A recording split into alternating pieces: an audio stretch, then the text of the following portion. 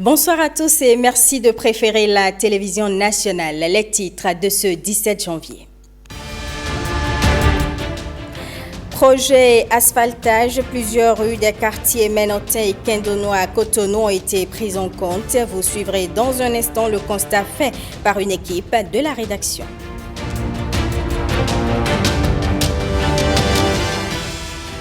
Djougou va bientôt disposer d'un nouveau marché international de type moderne. Le site qui doit abriter cet espace commercial a été remis hier à l'entreprise en charge des travaux.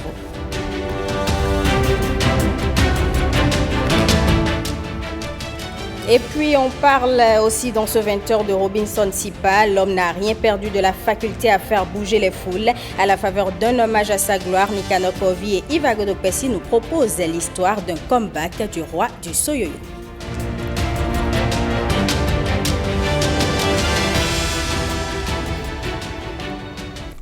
Un tour dans le 9e arrondissement de la ville de Cotonou. Le projet asphaltage a pris en compte plusieurs rues des quartiers Ménotin et Kindono. Constat de l'évolution des travaux avec Lénaï Kagbazaou. Emprunter cette rue de Kindono relevait d'un véritable parcours de combattants, surtout en saison pluvieuse. Aujourd'hui, grâce aux travaux d'asphaltage, y circuler est chose aisée. Plus de nid de poules, ni de dénivellation. Pour les habitants de ce quartier, c'est un grand soulagement. Pour ceux qui connaissaient le quartier Kindono, ils doivent savoir qu'il y a une grande amélioration, un grand changement par rapport à la visibilité et à l'assainissement du quartier. Et les travaux de l'asphaltage ont fait qu'aujourd'hui, même pendant la saison pluvieuse passée, là, il n'y a plus d'inondations comme il y en avait.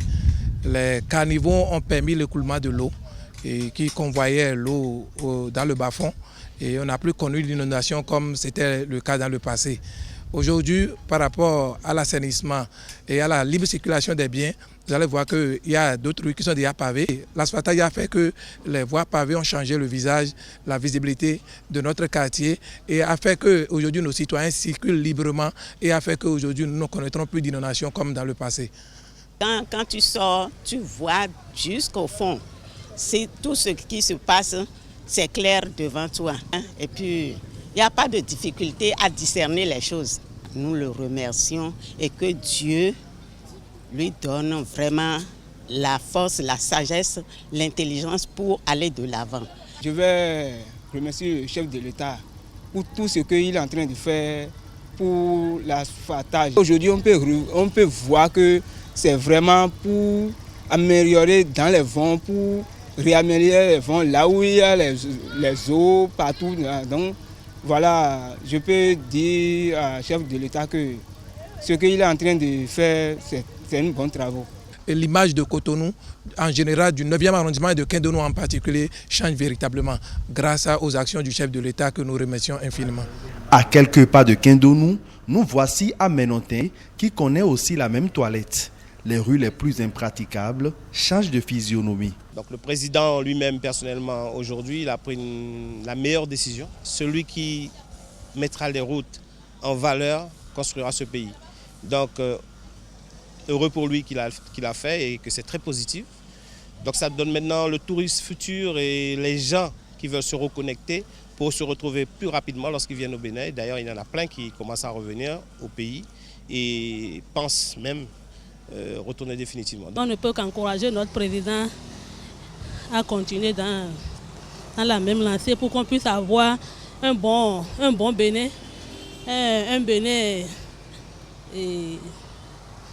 joli comme les autres pays. On a l'habitude de voir et les pays occidentaux, les voies sont bien aérées. C'est une très très bonne chose, il faut que nous soyons honnêtes. Que nous appartenions à un bloc A, à un bloc B ou C, ce qui est important, c'est le développement du pays. Et je pense que nous avons tous remarqué, nous avons vu les gros efforts qui est fait en ce moment. On ne peut que remercier le gouvernement et souhaiter que les 12 phases qui arrivent, parce que nous ne sommes qu'à la première phase. Ce que nous constatons, c'est la première phase. Si on va à la phase 2 et à la phase 3, je pense que tout le pays s'en porterait mieux. Soyons honnêtes, il n'y a pas de débat politique autour de ça. C'est est-ce que le pays avance, c'est ce qui est important. Si ce gouvernement n'existe pas, on va créer. Donc moi, je suis content quand même de ce qui se fait de façon générale. Sinon, on roulait dans les trous avant. Si vous avez de moto, vous voyez la santé de votre moto, vous-même vous ne dormez pas bien la nuit. Moi, je remercie beaucoup le gouvernement. Le gouvernement fait son travail. Des travaux qui avancent à grands pas avec la dextérité de l'entreprise Sino Hydro qui promet de respecter le délai contractuel. À Minontin, nous avons 8 rues. En fait, ils ont ajouté une rue, ça veut dire au total c'est 9 rues. Mais il y a 7 là. Les 7 rues là sont déjà prêts pour poser les pavés. Il reste une rue là qui est en train de réalisation. Et nous avons la confiance pour l'avancement des travaux et aussi la qualité des travaux. Dans le délai contractuel, c'est prévu le 6 avril. Mais d'après notre planning, c'est la fin de mars. La magie de l'asphaltage s'opère dans le 9e arrondissement de Cotonou et la fin des travaux n'est qu'une affaire de jours. On parle maintenant de cette remise de site par le ministre du Cadre de Vie pour le lancement des travaux de 2 infrastructures à Parakou. Il s'agit du site pour la construction du marché moderne de Guéma et de la construction d'une nouvelle station de bout de vidange. Le coût des travaux avoisine les 4 milliards de francs CFA. Les détails avec Alexandra Djotan. La nouvelle est accueillie avec joie. 2 nouveaux projets viennent s'ajouter aux réalisations dont a déjà bénéficié la commune de Parakou dans le cadre du programme d'action du gouvernement.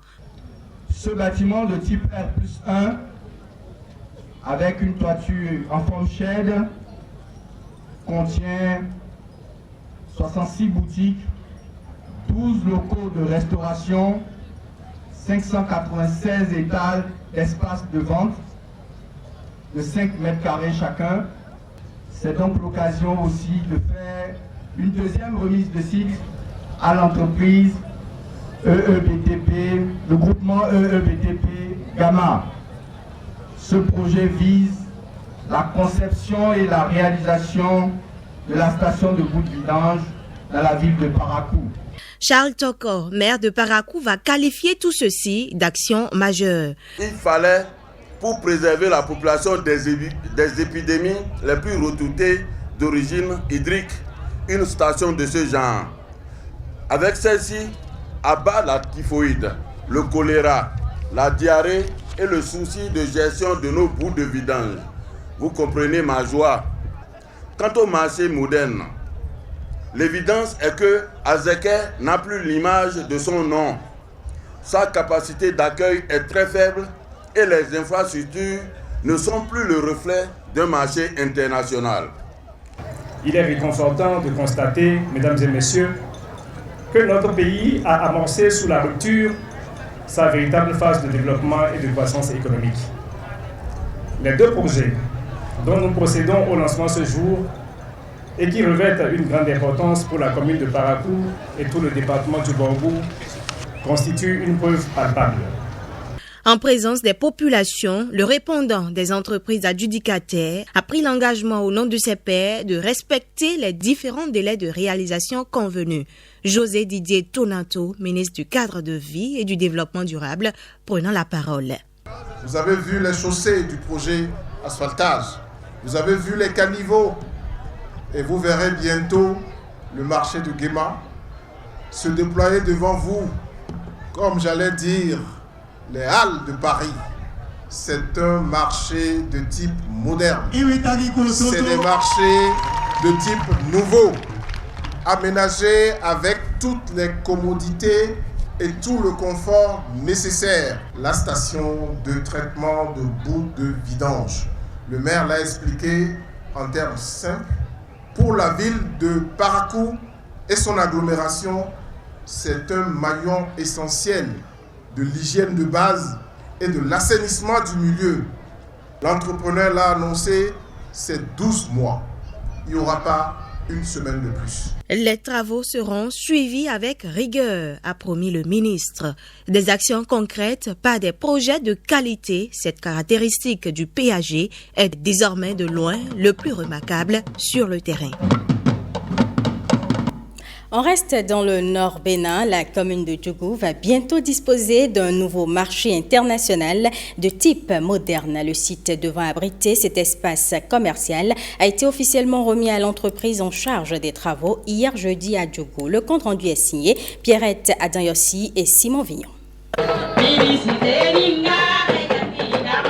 Plus de 4 milliards de nos francs, c'est le coût estimatif de ce marché de type moderne de Djougou qui sortira de terre dans environ 15 mois. Le chef projet de la construction du dit marché sur quelques caractéristiques. Le marché de Djougou est un marché qui s'étend sur plus de 4000 m² en prise au sol et qui sera construit sur un bâtiment à étages dans lequel il y aura toutes les commodités.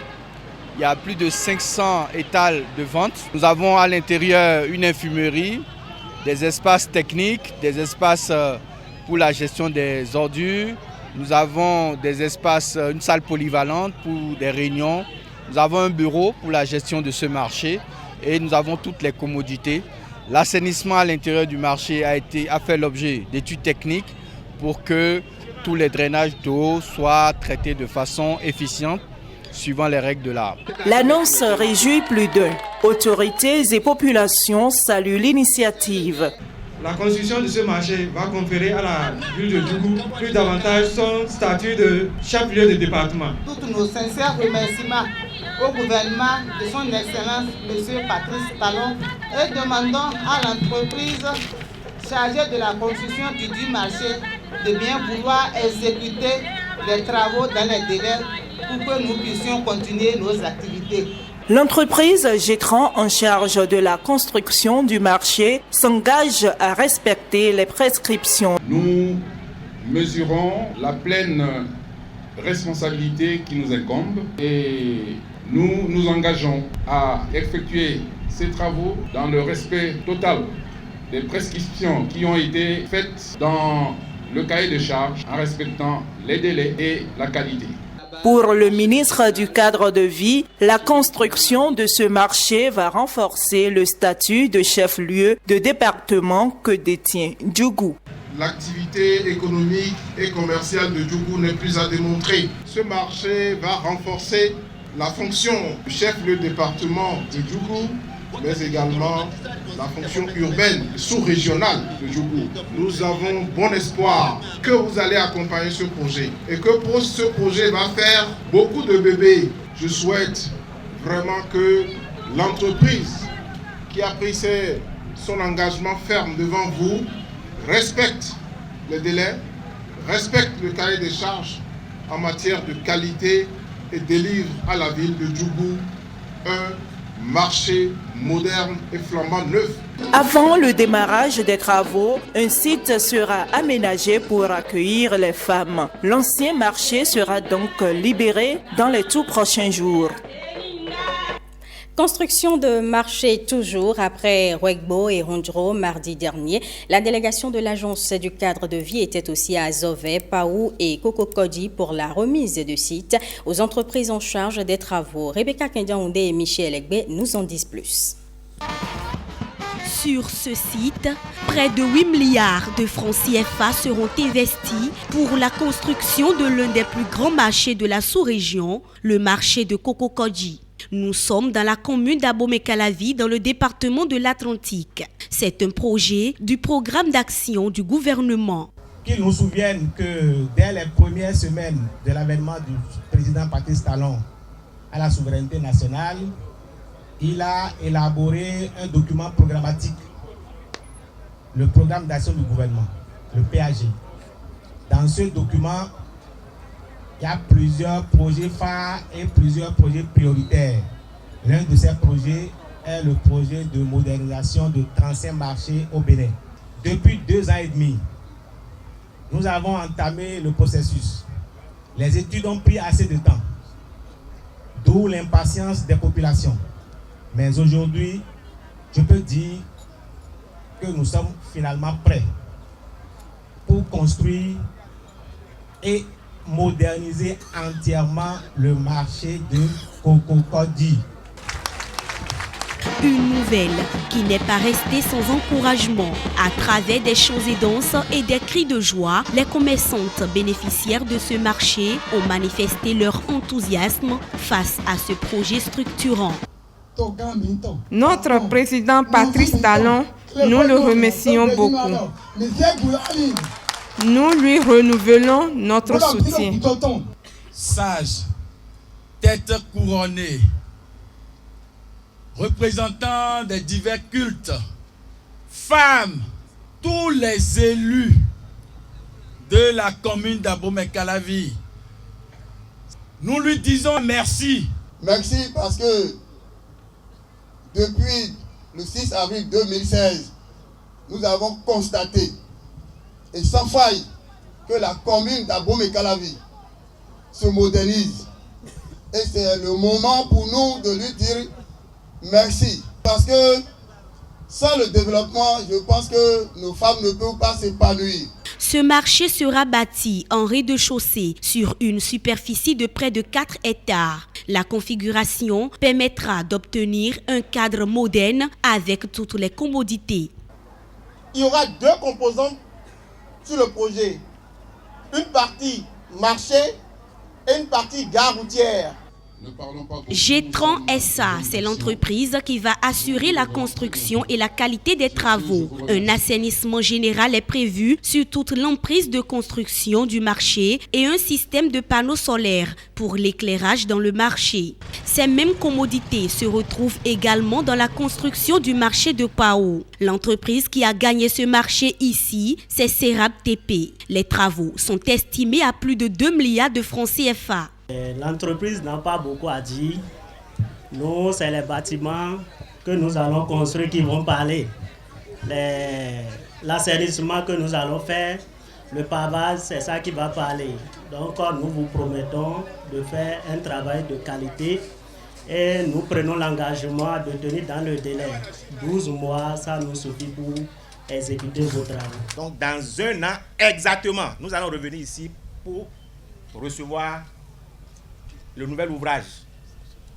Et à ce sujet, je voudrais demander à l'entrepreneur, nous avons signé les contrats dans la convivialité. On est en train de remettre le site dans la convivialité. Je ne souhaite pas qu'au cours de l'exécution, il y ait des quiproquos. De toutes les façons, le président Talon, il a été clair, il aime la qualité. Il a bien dit, sous mon mandat, il n'y aura pas d'éléphant blanc. La même ferveur et la même joie sont présentes chez les femmes de ce marché.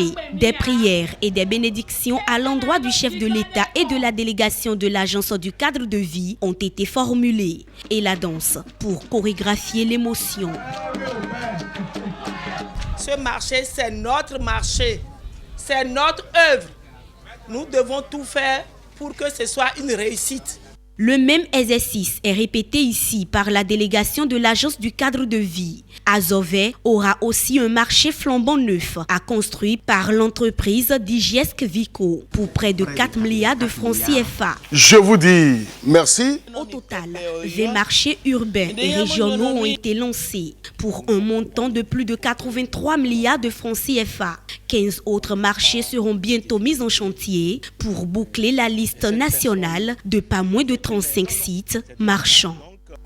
Autre volet de l'actualité à présent, la page des crises au sein des CAR, les coopératives d'aménagement rural, en phase d'être définitivement tournées dans le Grand Agonvi. Depuis ce jeudi, le top des assemblées générales devront conduire à l'élection des membres des conseils d'administration des dites coopératives a été donné. Brice Rongbo, Guillaume Avienou. Les maires des 5 communes du plateau à Kétou pour le lancement officiel du projet d'appui à la modernisation de la stratégie de mobilisation des ressources propres locales. Un projet obtenu à l'issue d'un appel à proposition lancé par le PADT, le programme d'appui au développement territorial, et gagné par la communauté des communes du plateau, la CCP. Au-delà de l'exploit d'avoir été adjudicataire d'un projet pour lequel il y a eu plus de 90 soumissionnaires, c'est un défi que la communauté des communes du plateau vient de se lancer. Sans ressources endogènes propres, les communes ne peuvent pas prétendre réduire la pauvreté. on ne peut pas réduire la pauvreté avec simplement l'aide extérieure. Il va falloir que les habitants des communes participent de façon cohérente et conséquente à la mise en œuvre des plans communaux de développement auxquels elles ont participé pleinement à l'élaboration. Le projet d'appui à la modernisation de la stratégie de mobilisation des ressources propres locales vise à accroître les recettes des communes du département du Plateau. La situation des communes du Bénin en matière de mobilisation des ressources propres reste désastreuse. Dans le Plateau, la situation est encore plus criarde parce que les communes de ce département n'ont pas développé une stratégie de mobilisation des ressources propres. Il devient alors impérieux de trouver en synergie via l'intercommunalité une solution au faible niveau de mobilisation des ressources propres en mettant en place une base de données fiscales et le guichet unique dans chacune de nos communes. Une mobilisation de ressources locales dans laquelle les affaires domaniales vont jouer un rôle prépondérant. Quand vous faites un peu l'analyse, vous constatez que le canal, le plus grand canal de mobilisation de ressources des communes, c'est les affaires domaniales. Il est donc globalement question, à travers la mise en œuvre du présent projet, de maîtriser et d'améliorer le système de gestion foncière des communes concernées pour la bonne santé de la trésorerie de ces communes.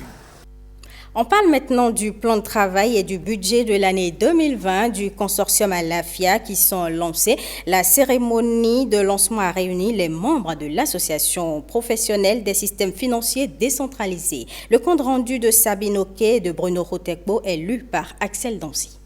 À l'entame des travaux, le président du conseil d'administration de l'association professionnelle des systèmes financiers décentralisés a présenté ses vœux les meilleurs à ses collaborateurs.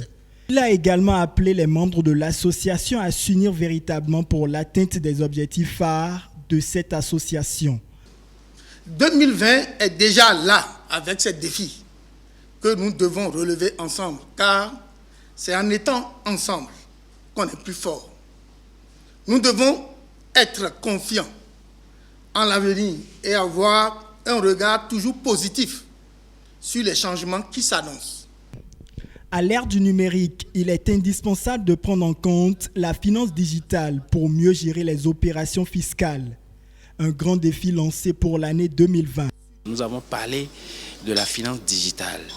Le digital est désormais le canal par lequel les services financiers doivent toucher les populations. Donc, il est important toujours que ces éléments soient intégrés dans l'évolution donc des activités des institutions de microfinance. À la suite du lancement de ce plan de travail, le directeur des systèmes financiers décentralisés effectuera une tournée nationale à la rencontre des directeurs de structures membres de son association.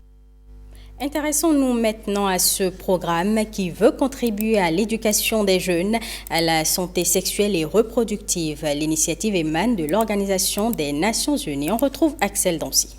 L'éducation à la santé sexuelle et reproductive est leur domaine d'intervention. Leur cible, les jeunes et adolescents. Le programme Youth to Youth tire son essence d'un constat assez alarmant.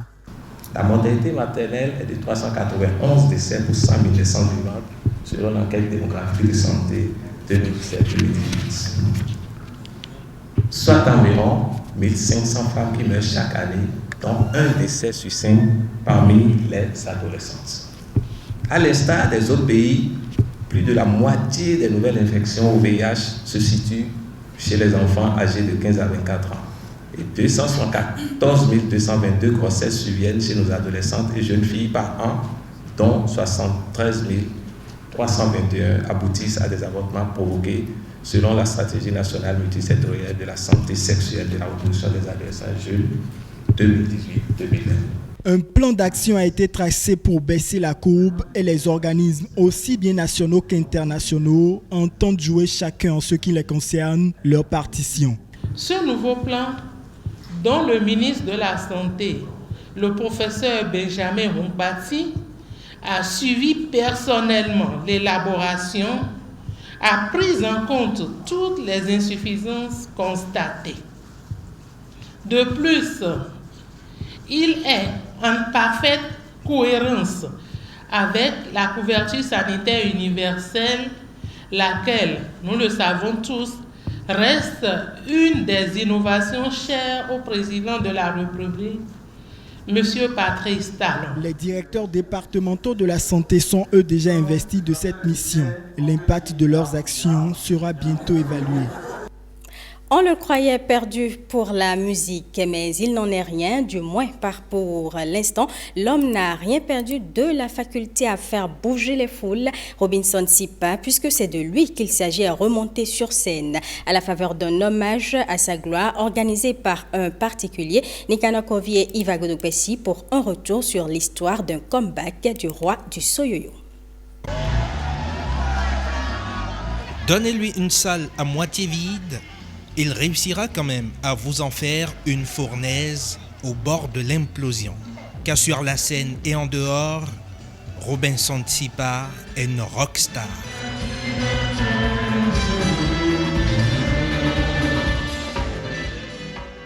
L'histoire des retrouvailles de Sipa avec son public, c'est celle du verre à moitié vide ou à moitié plein.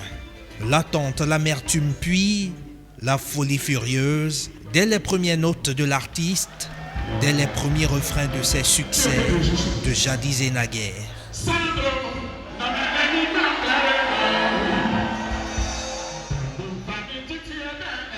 Je suis très content pour son retour aux scènes parce que c'est un artiste. Et moi, à l'heure actuellement, moi, je n'arrive plus à assister les spectacles parce qu'il y a trop de désordre dans les jeunes, parce qu'il n'y a pas de savoir-faire. Mais eux là, c'est mes promotions. Eux, ils jouent bien parce que moi, j'ai écouté le son et ce soir-là, je suis très fier, quoi. En tout cas, moi, ça m'a fait plaisir. J'ai retrouvé mon enfance. Ah oui, j'ai retrouvé. Parce que avant, quand on entend Eddie Lobo ou bien Robinson, on court, on laisse tout ce qu'on fait et on va à la télé. Ça m'a fait plaisir. C'est à cause de lui que je suis venue. Je l'ai vu et ça m'a fait plaisir.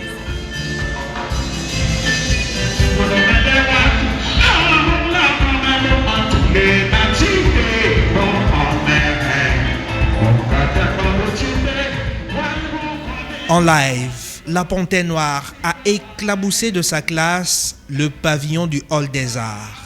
Et dans les chœurs, son rugissement a déclenché une avalanche de présents généreux, à commencer par ce disque d'or symbolique pour célébrer un chansonnier de génie avec la popularité qui va avec. Une somme de 500 000 pour pouvoir nous sauver.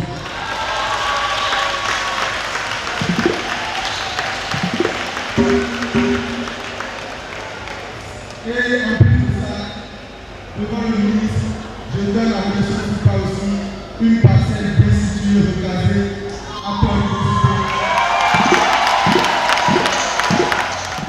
Fan de toujours, le ministre en charge des sports prophétise déjà un retour en grâce de l'enfant terrible du Soyoyo, une fois pour de bon. Nous allons nous organiser et comme je te l'ai dit, tu vas remonter sur scène, tu vas aller en studio, tu vas ressortir. À partir d'aujourd'hui, c'est le retour, c'est le nouveau départ de Robinson Sipa.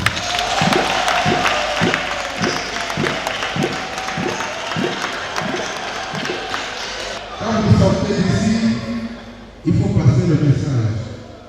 Nous sommes dans une nouvelle année, c'est 2020, et il faut dire que Robinson Sipa est de retour. Et surtout, n'allez pas parler de grand retour à l'artiste. La Panthère Noire n'a jamais quitté la branche, vous répondra-t-il. C'est quoi un retour? Nous, on est toujours là. Et ce soir, vous voyez, si c'est un retour, c'est un retour. Bon, nous, on est toujours sur la scène, quoi. Et retour, c'est pas un retour. Moi, je veux dire, c'est une continuation. Vous comprenez? C'est ça.